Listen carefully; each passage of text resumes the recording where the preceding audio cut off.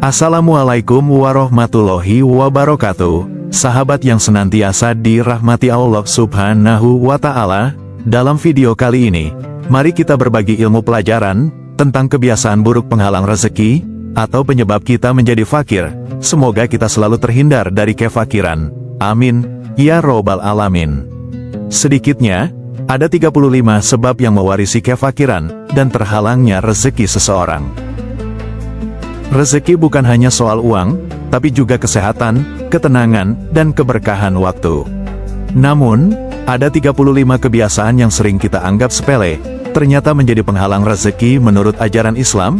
Yuk kita simak satu persatu, agar hidup kita lebih berkah. Penghalang pertama yaitu, akibat perbuatan dosa, terutama dosa berbohong. Dosa membuat hati gelap, dan bohong mencabut kepercayaan orang lain.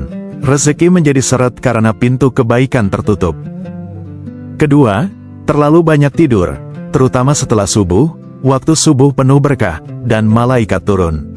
Tidur di waktu ini, membuat Anda melewatkan rezeki yang sudah diantar ke depan pintu. Ketiga, tidur sambil telanjang. Ini melanggar adab, dan tidak menjaga aurat. Malaikat rahmat akan menjauh dari rumah, sehingga keberkahan hilang. Keempat, buang air kecil dalam keadaan telanjang. Ini sangat tidak sopan, dan mengundang setan. Adab buang hajat harus dijaga agar rezeki tidak terhalang. Kelima, makan dalam keadaan junub, atau belum mandi wajib. Makanan yang dimakan tanpa kesucian, tidak akan membawa berkah, bahkan bisa menjadi sumber penyakit. Keenam, makan sambil berbaring. Ini adalah cara makan setan, tubuh tidak mencerna makanan dengan baik. Dan rezeki terasa hambar tanpa keberkahan. Ketujuh, mengabaikan makanan yang terjatuh di meja makan. Membiarkan makanan terbuang adalah tidak bersyukur. Rasulullah Shallallahu Alaihi Wasallam mengajarkan untuk mengambil makanan yang terjatuh cuma sebentar dan membersihkannya. Kedelapan, membakar kulit bawang putih atau bawang merah. Menurut riwayat, hal ini mengusir malaikat rahmat dan mengundang setan karena baunya yang tidak disukai malaikat. Kesembilan, menyapu rumah dengan kain. Ini tidak efektif membersihkan debu. Rumah yang tidak bersih sempurna, menjadi tempat setan betah, dan rezeki enggan masuk. Kesepuluh, menyapu rumah di malam hari. Malam adalah waktu istirahat makhluk halus. Menyapu di malam hari dikhawatirkan mengusir keberkahan, dan membuat rezeki terbuang. Kesebelas, menyapu sampah tidak langsung dibuang. Sampah yang menumpuk menarik kotoran dan setan. Kebersihan adalah sebagian dari iman, dan rezeki suka tempat bersih. Kedua belas, berjalan mendahului orang yang lebih tua tanpa permisi. Tidak menghormati orang tua adalah durhaka kecil. Rezeki menjadi sempit karena hilangnya adab. Ketiga belas, memanggil orang tua dengan namanya langsung. Ini sangat tidak sopan dan menyakiti hati orang tua. Allah murka pada anak yang merendahkan orang tuanya. Keempat belas, menyela-nyela gigi dengan kayu kasar. Ini bisa melukai gusi dan membuat mulut kotor. Bau mulut tidak sedap menghalangi doa dan malaikat. Kelima belas, membasuh tangan dengan tanah atau debu. Tangan menjadi kotor dan najis. Makanan yang dipegang dengan tangan kotor kehilangan berkah. Keenam belas, duduk di tangga. Tangga adalah tempat lalu lalang setan. Duduk di tangga membuat rezeki tidak stabil dan sering terhambat. Ketujuh belas, bersandar pada salah satu tiang pintu. Pintu adalah tempat keluar masuk rezeki. Bersandar di tiang pintu membuat rezeki tersangkut, dan tidak masuk ke rumah. Kedelapan belas, berwudu di tempat peristirahatan, atau toilet umum. Tempat peristirahatan adalah tempat najis. Wudu di sana mengurangi pahala dan keberkahan air wudu. Kesembilan belas, menjahit baju yang sedang dipakai. Ini membuat perhatian terbagi dan rawan kecelakaan. Rezeki bisa terputus karena ketidaksempurnaan pekerjaan. Kedua-puluh, mengeringkan wajah dengan baju yang sedang dipakai. Baju yang sedang dipakai mengandung kotoran dan keringat. Wajah tidak menjadi bersih sempurna, sehingga doa sulit naik ke langit.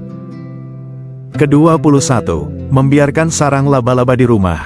Sarang laba-laba adalah tempat persembunyian setan. Malaikat rahmat tidak akan masuk ke rumah yang ada sarang laba-laba. Kedua-puluh-dua, melalaikan sholat atau menunda-nunda waktu sholat dengan bersantai-santai. Sholat adalah tiang agama. Barang siapa meninggalkannya, ia telah merobohkan pondasi rezekinya. Tidak ada keberkahan dalam rezeki tanpa sholat. Ke-23, tergesa-gesa keluar masjid setelah salat subuh. Waktu setelah subuh adalah waktu terbaik untuk berzikir dan berdoa. Keluar cepat-cepat membuat Anda kehilangan rezeki yang seharusnya turun. Ke-24, terlalu pagi berangkat ke pasar, dan tidak buru-buru pulang. Pasar terlalu pagi belum ramai, malah membuang waktu. Tidak segera pulang setelah berbelanja membuat rezeki tercecer. Ke-25, membeli bubuk roti atau makanan dari orang fakir dengan harga murah. Ini adalah mengambil hak orang miskin. Rezeki bisa menjadi haram dan tidak berkah. Ke-26, mendoakan buruk kepada anak. Doa orang tua sangat mustajab. Mendoakan keburukan untuk anak sendiri akan menghalangi rezeki anak dan juga orang tua. Ke-27, membiarkan wadah makanan tidak ditutup. Makanan bisa kemasukan debu, kotoran, bahkan setan. Rasulullah Shallallahu Alaihi Wasallam memerintahkan menutup wadah makanan dan minuman. Ke-28, mematikan lilin atau lampu dengan tiupan nafas. Tiupan nafas manusia mengandung kotoran. Mematikan api dengan tiupan mengundang setan dan menghilangkan berkah cahaya. Ke-29, menulis dengan alat tulis yang sudah rusak. Hasil tulisan tidak rapi, ilmu yang ditulis kurang berkah, dan rezeki dari ilmu terhambat. Ke-30, menyisir dengan sisir yang rusak. Menyisir dengan sisir patah bisa melukai kulit kepala dan merusak rambut. Penampilan tidak rapi, rezeki tidak tertarik datang. Ke-31, tidak mendoakan kebaikan untuk kedua orang tua. Anak yang tidak pernah mendoakan orang tuanya akan diputus rezekinya dari Allah yang tidak disangka. Doa anak untuk orang tua adalah investasi rezeki. Ke-32, mengenakan serban sambil duduk. Menurut adab, memakai serban lebih utama sambil berdiri agar rapi. Duduk saat memakai serban membuat rezeki, duduk juga alias tidak mengalir. Ke-33, mengenakan celana sambil berdiri. Sebaliknya, memakai celana lebih baik sambil duduk agar tidak terburu-buru dan rapi. Berdiri membuat rezeki terburu-buru pergi. Ke-34, bersikap kikir atau pelit. Kikir menahan hak Allah dalam harta. Rezeki yang ditahan tidak akan berkah, bahkan bisa mendatangkan bencana. Ke-35, cepat bosan, berlebihan, bermalas-malasan, dan bersikap lelet dalam mengerjakan sesuatu. Sifat-sifat ini membuat pekerjaan tidak selesai, rezeki lari karena tidak ada kesungguhan. Islam mengajarkan kerja keras dan istiqomah. Saudaraku, itulah 35 penghalang rezeki yang sering tidak kita sadari. Jangan berkecil hati, karena pintu taubat selalu terbuka.